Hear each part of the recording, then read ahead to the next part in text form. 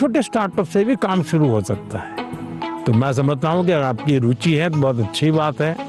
कुछ स्टार्टअप चलाते हैं तुमको मिलने जाना और एक प्रोजेक्ट रिपोर्ट बनाओगे, उनको बताना कि मैं स्कूल से हूँ, मैं स्कूल का प्रोजेक्ट बना रहा हूँ, तो वो छुपाएगा नहीं, आपसे बताएगा। तो धीरे धीरे आपको ज्ञान भी मिलेगा कैसे कर सकते हैं। सर, हमेशा मुझे ये डर रहता है कि कहीं मैं पढ़ाई में ज़्यादा फोकस करूँ तो मैं अपनी पैशन खो दूँ, अगर मैं अपने पैशन पे ज़्यादा फोकस करूँ तो मेरी पढ़ाई छूट जाएगी। दोनों के बीच में बैलेंस कैसे लाऊं? देखिए, पहली बात है कि दो अलग चीजें, ऐसा आप मानते क्यों हैं? दोनों उपयोगी हैं। जैसे मान लीजिए आपको आर्ट का शौक है? और आपने साइंस का कोई विषय पढ़ा और उसमें कोई लैब की चर्चा है और कुछ केमिकल मिलाने की चर्चा है, तो आप ऐसा कीजिए, कागज लीजिए, लैब बनाए, कागज पे पेंटिंग करें, लैब बनाए।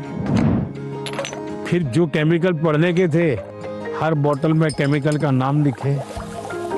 फिर आप पढ़ने में आया था कि भाई इस केमिकल को मिलाने से ऐसा कलर बनता है, तो एक दूसरा चित्र बनाइए, उस पॉट के अंदर वो कलर, तो आपका चित्र का काम भी हो गया और आपको वो लेसन भी याद हो गया।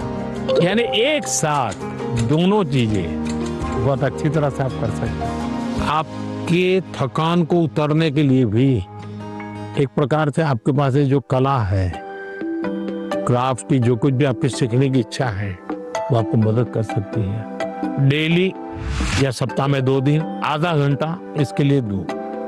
समाज जीवन में जिसकी जरूरत है वो शिक्षा तो करनी है, लेकिन जो व्यक्ति के जीवन में उपयोगी है वो आप इससे कर सकती है। हमारा देश भी 2047 में डेवलप्ड राष्ट्रों के साथ एक होने वाला है। मेरा प्रश्न क्या है कि हम नवयुवक इसे हासिल करने के लिए क्या कर सकते हैं? मुझे अच्छा लगा कि मेरे देश के 10th 12th के बच्चों के मन में भी 2047 विकसित भारत का ड्रीम है। ये मेरे लिए बहुत बड़ी खुशी की बात है ना। आज मुझे अब मजा आएगा। वाह, देखिए ये चीज है ना। अब 2047 में विकसित भारत यानी क्या है? आपने कभी सिंगापुर के विषय में सुना होगा। सिंगापुर एक जमाने में एक मछुआरों का छोटा सा गांव था, उसमें से आज इतना बड़ा बन गया।